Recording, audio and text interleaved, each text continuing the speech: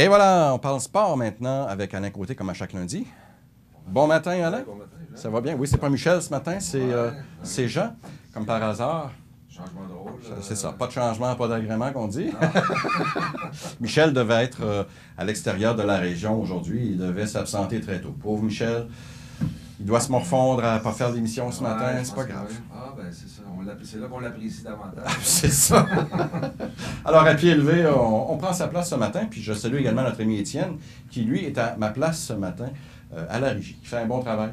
Franchement, ça va bien. Ça va bien. Alors, le sport, ça grouille, ça bouge quand même beaucoup. Des matchs. Moi, écoute, je suis Canadien. Moi, durant la saison, je suis assidûment le Canadien de Montréal. La saison s'est terminée plus oui, c'est ça, comme depuis quelques années aussi. Là, faut dire. J'en fais un deuil quand même. Mais il y a des gens qui, lorsque leur équipe qu'ils suivent, peu importe leur équipe, abandonnent le hockey puis ils se tournent sur d'autres sports ou arrêtent tout simplement de suivre le hockey. Mais moi, je ne fais pas partie de ces gens-là. Moi, j'aime suivre les séries. C'est du beau hockey comme ça se peut pas. Bien, c'est sûr. On a eu toutes sortes de surprises. Hein? Oui. L'élimination de Tampa Bay, les Capitals. Je pense que cette année, c'est ça. C'est comme on dit, comme je disais avec Michel précédemment, d'autres émissions, ben c'est un sport, ça joue sur la glace, il y a toutes sortes de surprises, il y a des revirements. Là, tu vois, on voit que les Bruins ont pris les devants 2-0.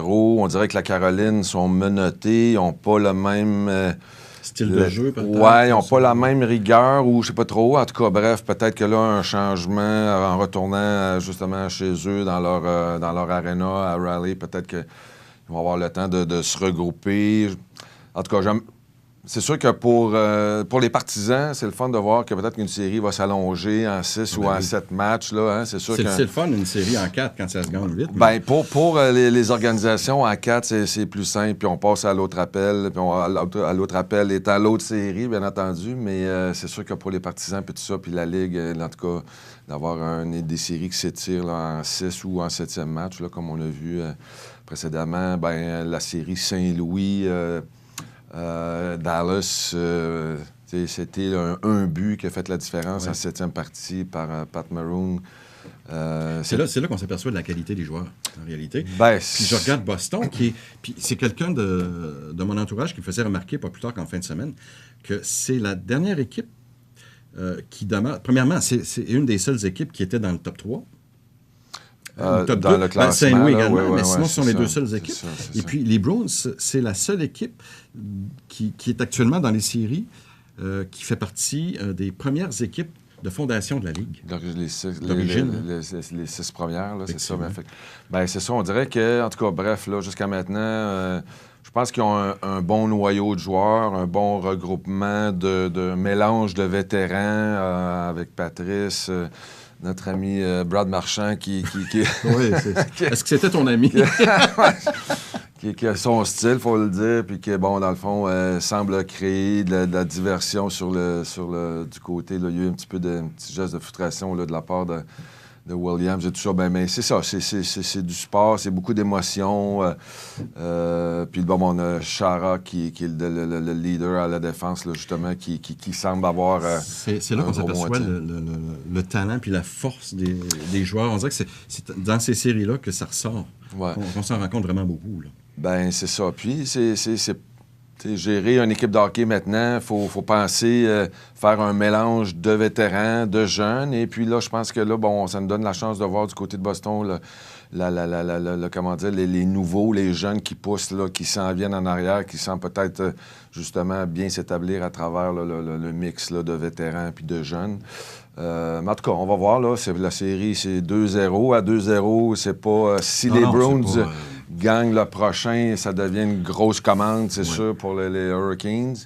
Mais on va voir. Là, je croirais que les Hurricanes vont sortir assez fort là, demain pour justement essayer d'aller... pour pas tomber à 3-0. Ce qui fait que c'est... pour pas tomber à 3-0, parce que là, justement, là, ça serait gagner 4 en ligne contre les Bruins, ça sera pas facile. Effectivement. Alors, tout en préparant sa météo, mon petit collègue de l'autre côté m'a dit que les Hurricanes n'ont jamais perdu à domicile. Ah, ou à peu près pas? Ben, c'est ça. Ben, c'est un bon point, en fait, là. Mais donc, c'est ça. Ça va être le temps de le démontrer, justement, que peut-être, justement, la tendance est bonne chez eux. Puis que, ben, je crois que c'est ça, effectivement. Demain, si on a une à concéder de la part des Bruins, ça va être demain, justement, à Caroline, parce que, bon, c'est sûr que il va y avoir un regroupement à l'équipe, dans l'équipe et tout ça, au niveau des joueurs. Puis justement, donc demain, grosse game pour la Caroline. Oui, effectivement. Puis, tu as fréquenté ces joueurs-là, toi, en réalité? Non, ils seront plus jeunes que moi, je suis plus vieux que ouais, c'est un petit peu avant moi. Là. Quelle est l'atmosphère dans le vestiaire des Bruins de façon générale? Tu as vécu, quoi, 3-4 équipes? Oui, oui, exactement. Les Bruins, c'est comment on se sent quand on rentre dans le vestiaire des Bruins en joueur?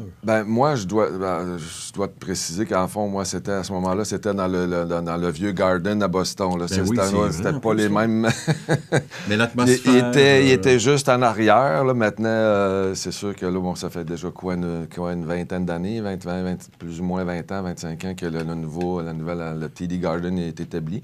Il y avait à peu près, je pense qu'il y avait à peu près 1 mètre de différence à peu près entre les deux bâtisses, là, quand ils ont défait le vieux puis refait le nouveau. Mais c'est sûr que c'est un sentiment, justement, on parlait les 6 équipes originales, là, les Bruins, Toronto, Canadiens. C'est sûr que quand tu fais partie tu as la chance de faire partie peut-être d'une organisation de cette trempe-là, bien, il y a un historique, il y a des grands joueurs qui ont passé là. Boston n'avait pas été trop... on dirait que contre Montréal, contre le Canadien, ont toujours eu de la difficulté psychologiquement. C'est comme leur bête noire, là, mais dans les années... Dans les années 70, je dirais, là, le Canadien souvent, puis même par la suite, un petit peu par après. Mais là, on dirait que cette tendance-là semble changer. Okay. Et puis, bon, là, Boston vraiment donne plus de misère là, aux Canadiens, vraiment. C'est un peu comme l'effet contraire, quasiment. C'est le retour du balancier qu'on pourrait dire. Oui, c'est ça. Mais c'est sûr que, comme pour répondre à ta question, ben, tu sais, d'avoir fait partie d'une équipe, d'une organisation comme ça, ben, c'est sûr que c'est comment dire, c'est de continuer un peu, là, de garder... c'est le privilège de faire partie de ces organisations-là. Donc, essayer d'honorer, de continuer à avoir... Ils ont un bon noyau qui est en place depuis déjà plusieurs années. Exactement. Mais ce noyau-là va commencer tranquillement, pas vite, à se disperser, comme on dit. C'est les Chara, Marchand, justement. On en parlait tantôt, mais Marchand... pas Marchand, c'est-à-dire Zdeno Chara, qui a rendu à 42 ans, je crois. Oui, là, lui, il a signé pour une autre année, là, peut-être, mais je pense que l'année prochaine... Il joue jusqu'à 68 ans, lui, là. Non, bien, c'est ça. Déjà, ce qu'il réussit à faire là, compte tenu de sa grandeur... Mais il y en a quand même plusieurs joueurs qui sont dans la quarantaine ou tout proche, là, maintenant, ça devient de plus en plus difficile là, d'être compétitif, de compétitionner. Dans le hockey d'aujourd'hui, les gars sont super rapides, sont en forme, et donc ça devient un petit peu difficile. Mais il réussit à bien se tirer d'affaire, justement, parce que, bon, le joueur avec qui il joue présentement, McAvoy, mon Dieu, c'est une belle révélation. On l'a vu, là, bon, depuis 6 mois, à peu près, là, la fin de l'année, puis bon patineur et tout ça, amène beaucoup d'offensives aussi, une touche offensive avec Chara. Et Chara reste plus à la défense, s'occupe de ses affaires, là, puis c'est assez comme ça. Mais avec McAvoy... Ça donne du pitch, comme on dit, un petit peu. Oui, exactement. Puis, de l'autre côté, la série Blues Sharks... Saint-Louis. C'est ça. Donc, 6-3 pour les Sharks. Première partie, ça se continue ce soir. Encore là, quel talent. Hein? Ben, c'est ça. Il y a des joueurs, là... du côté Saint-Louis, entre autres, meilleur. Couture est du côté des Sharks. Oui, ça, c'est oui, exactement.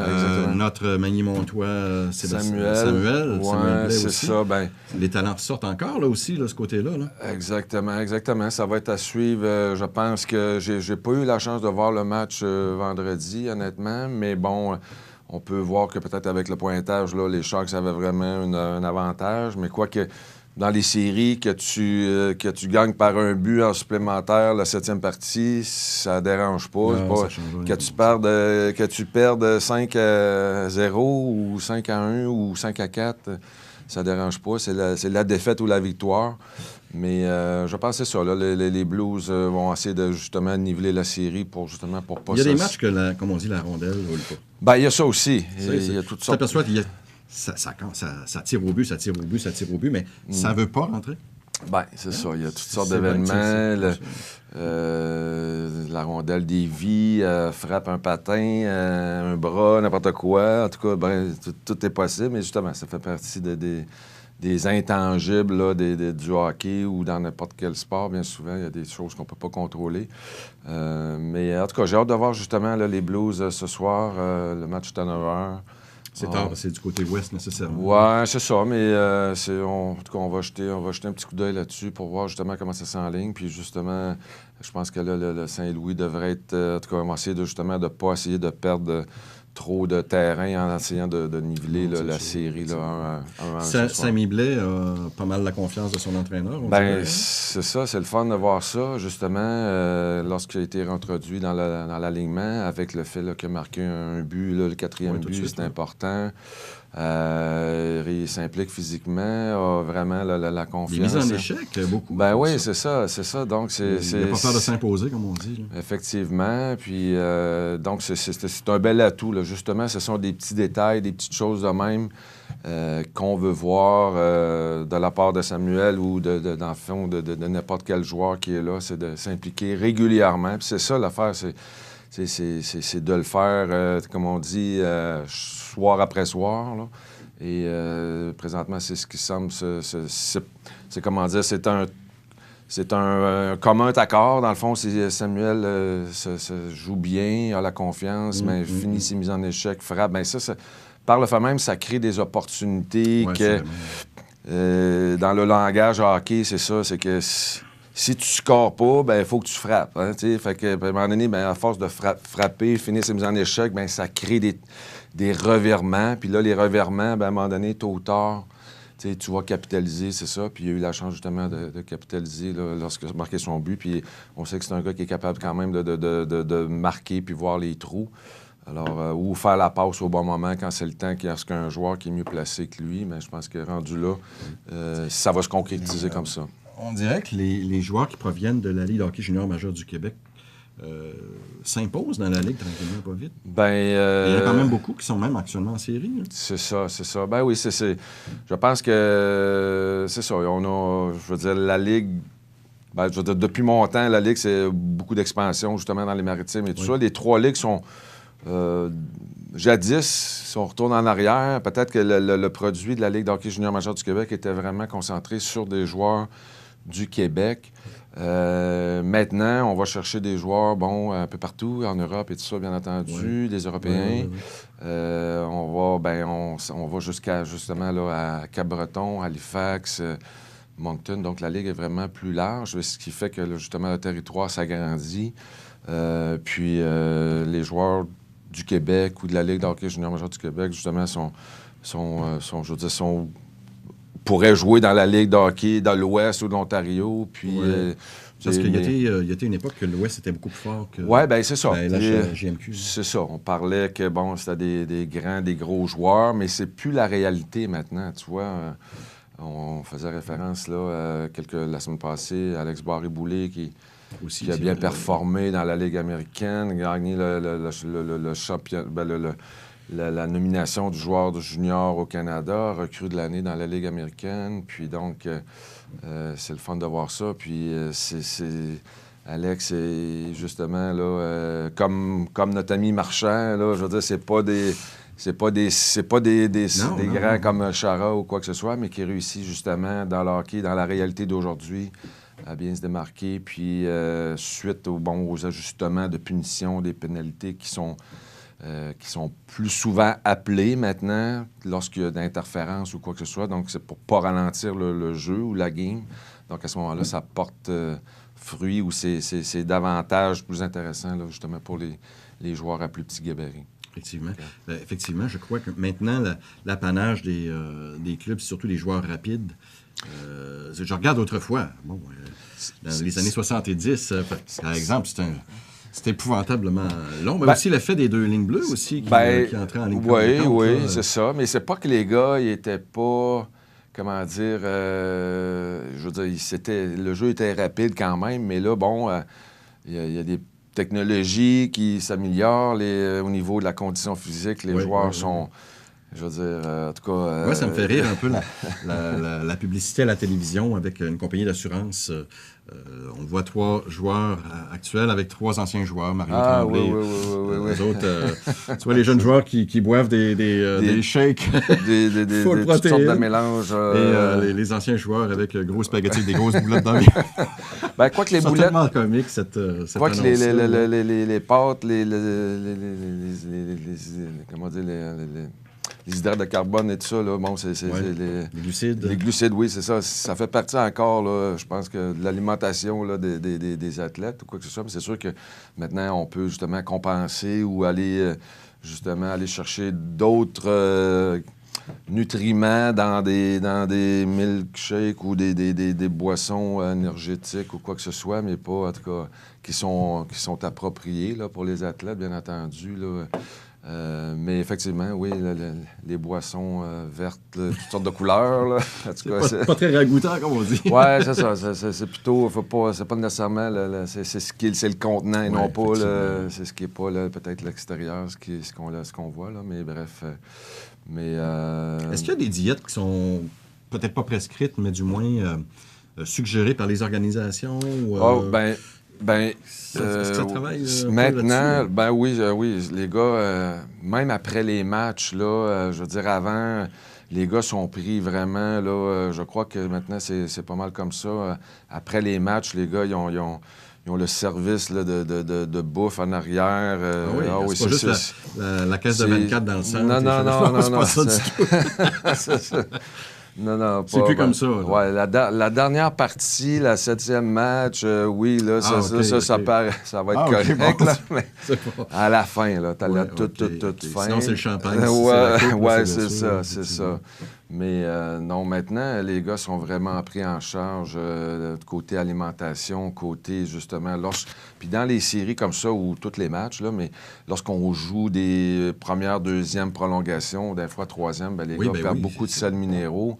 Donc, c'est important de bien s'hydrater, hein, justement, avec des boissons, justement, les fameuses boissons vertes ou quoi que ce soit, là, de couleur X, Y, Z. Parce qu'on s'entend qu'après deux périodes de prolongation, un gars doit... Même si c'était bien en forme, il doit être... C'est ça, il fait chaud, on perd des hydrates de carbone, et donc c'est important, justement, de bien compenser ce qu'on a perdu, comme pour éliminer les crampes, les blessures ou quoi que ce soit, mais bien souvent, c'est ça pour faire attention. Tu as joué en prolongation déjà? C'est arrivé, quelques fois, là, justement, contre Boston. Oui, c'est ça, c'est arrivé. Combien de périodes supplémentaires? Je pense que c'est allé jusqu'à la 2e, là. Okay. Comment on se sent rendu là? On suit, comment dire? On suit. On suit et on suit. C'est ça. C'est ça, c'est un jeu de mots, mais dans le fond, je veux dire, on est dedans. C'est comment dire... un genre de la nervosité, mais tu sais, t'as pas le temps d'y penser. Mais tu vas te vider. Oui, c'est ça, mais c'est là que, justement, lorsqu'on va plus fatigué, peut-être moins vigilant dans notre jeu, c'est là que peut-être les erreurs peuvent arriver, puis justement coûter un but ou quoi que ce soit. Mais c'est ça, on est dedans, l'adrénaline nous supporte beaucoup, là, l'effet du moment. Fait que on se pose pas de questions. Puis le record de période en prolongation? 4 ou 5? Non, plus que ça. Plus que ça, il y a eu une avec les Islanders de New York, là, il y a plusieurs années. Là, écoute, ça avait duré jusqu'à dans le milieu de la nuit. Là, mais faudrait faire une petite recherche là-dessus, mais ça a duré, là, je ne sais pas trop combien de prolongations, là, justement. Puis l'année passée ou l'autre année d'avant, il me semble, les Capitals, il y en a une qui s'est rendue assez loin. Peut-être c'est l'année précédente. OK. Mais non, ça c'est sûr que là, quand ça s'éternise comme ça, là, c'est sûr que là, tu vas épuiser ton énergie, là, c'est sûr et certain. Là. Épouvantable. Oui, c'est ça, c'est ça. Donc, aujourd'hui, c'est Saint-Louis. Saint-Louis, les Sharks, là, c'est ça, exactement. Ça va ressembler à quoi, tu penses, cette série-là? Pour ce match aujourd'hui? Moi, c'est ça. Je pense que du côté de Saint-Louis, là, on veut justement essayer d'égaliser la série 1-1. J'ai pas vu le match, là, justement, de vendredi, mais c'est ça. C'est ça. Je présume que là, on veut pas perdre le contrôle. C'est sûr qu'à 2-0, la série n'est pas finie. Là. C'est juste que... Surtout si tu reviens chez toi. Oui, c'est ça. Faut pas perdre le contrôle, mais on veut justement essayer de niveler, peu importe le pointage, peu importe le pointage, dans le sens qu'on veut gagner le parti avec un but de plus. Oui, c'est sûr. De la manière qu'on s'y prend ou n'importe quoi, c'est là que l'implication de tout le monde, de tous les joueurs, que tu fasses une présence ou que tu en fasses 5 par période ou peu importe. Donc, c'est l'implication de tout le monde. Parce qu'on ne sait pas comment le match peut se dérouler, les blessures, les ci, les ça. Donc, tout le monde doit rester... C'est pas nécessairement tout le temps facile de rester positif, rester prêt. Parce il peut y avoir des joueurs qui jouent blessés. Ben oui, exactement. Exactement. C'est ça. Ce sont des impondérables, des intangibles qu'on n'a pas le choix. Puis justement, donc l'implication de tout le monde. Vraiment, là, les séries, c'est un concept d'équipe. Parce qu'à tout moment, tu peux être interpellé. Puis bon, autant tu ne peux pas ne pas jouer qu'à un moment donné, tu peux jouer, finir la série. Puis bon, il faut être prêt, malgré que c'est pas toujours facile mentalement, physiquement, mais il faut que tu sois tout le temps prêt. Mais ça va être à suivre. Un bon match ce soir. Là. Oui, j'ai hâte de voir ça. Exact. Et demain, Bruins... oui, c'est ça. Donc, là, c'est ça. Il ne faut pas que, justement, les Hurricanes, comme on parlait en début, il ne faut pas qu'ils l'échappent, celle-là. Parce que là, ça va sentir... C'est des matchs serrés, c'est sûr. Oui, ça va... Le jeu est serré. En tout cas, demain, là, ça va être un gros match pour les Hurricanes pour ne pas perdre, justement, le fil de la série, parce que sinon... Gagner 4 en ligne contre les Bruins, là, c'est plus ardu. Ça va être tough un peu. L'ours va se fâcher. Effectivement.